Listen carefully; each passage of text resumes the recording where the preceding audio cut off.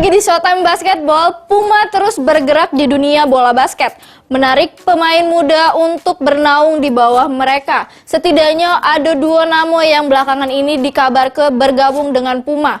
Mereka adalah Derrick Jones Jr. dan Kendrick Nunn. Ini dia informasinya.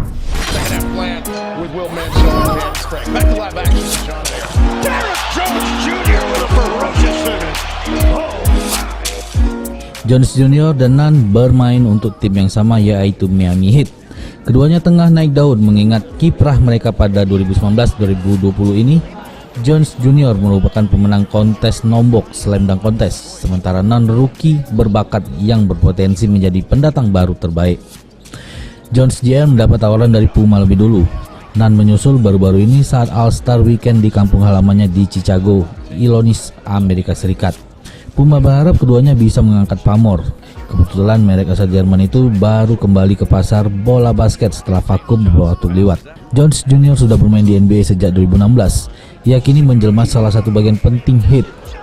Jones Jr. seringkali muncul di barisan utama maupun cadangan selama 2019-2020. Ia sudah tampil sebanyak 40 kali dengan rata-rata 8 poin, 4 rebound, dan 1 steal. Nunn di sisi lain menjadi langganan barisan utama Heat. Ia tampil dalam 51 pertandingan sebagai starter. Nunn mampu mencetak 15 poin, 2 rebound, dan 3 assist per pertandingan. Dengan performanya, ia menjadi pemain kepercayaan kepala pelatih Erik Spoelstra. Puma sendiri bukan kali ini merekrut pemain muda. Mereka telah mengumpulkan beberapa pemain potensial sejak lama, salah satunya Grant Anton. Center andalan Phoenix Suns itu bergabung pada awal masa Puma kembali ke dunia bola basket. Tim Liputan PAL TV.